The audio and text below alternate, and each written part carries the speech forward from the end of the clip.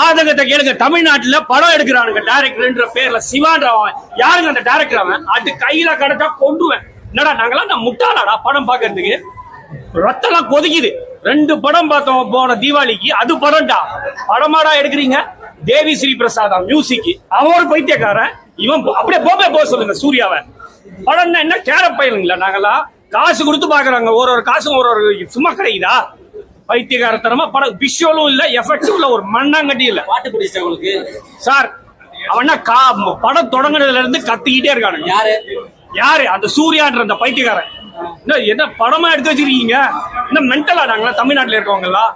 காமெடின்ற பேர்ல 2 பேர் வந்திருக்கானு. யோகேஷ் யோகி பாபு. அவனும் தாங்க முடியல.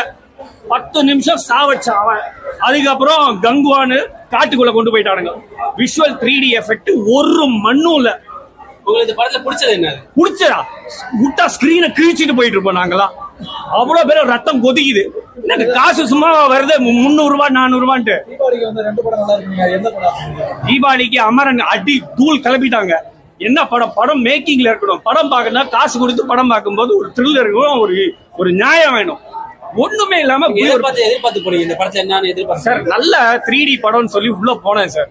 பைத்தியம் புடிச்சு தலையெல்லாம் வெடிக்க ஆரம்பிச்சிச்சு. ஒண்ணு விஷுவலே எஃபெக்டே இல்ல. ஒரு முகமும் தெரிய மாட்டேங்குது, ஒரு இளவும் தெரிய மாட்டேங்குது. கண்ணாடி போட்டீங்களா? கண்ணாடி போட்டிருக்கேன். நீ வேற இந்த டாக்டர் கிட்ட தாங்க போய் கண்ணாடி போட்டு வரணும். டாக்டர் கிட்ட போயிட்டு வேணா கண்ணாடி போட்டு வந்து இந்த 3D படம் பார்க்கலாம். வேற என்ன கேள்வி சார்? என்ன சார் எவ்வளவு கோடி செலவு பண்ணாலும் படம் பார்க்கணும்ல? படம் பார்க்க மக்கள் உட்காரணும்ல? யாரா ஒரு மக்களாவது உருப்படியா நல்லா இருக்குன்னு சொல்லுங்க, ஒத்துக்கிறேன். இந்த படமா இது இந்த மாதிரி என்னது? நானும் ஒரு சினிமா சம்பந்தப்பட்டவன் தாங்க. இப்படி இவ்வளவு கேவலமாலாம் படம் எடுத்துக்கிட்டு மக்களை வந்து பைத்தியக்காரத்தனமா ஆக்க கூடாது. ஆதங்கம் தாங்க முடியல என்னால எல்லாம். ரத்தம் எல்லாம் கொதிக்குது. அப்படியே தலையில அடிச்சுக்கலாம் போல இருக்கு. அப்படியே அடிச்சுக்கிட்டு என்ன பண்றது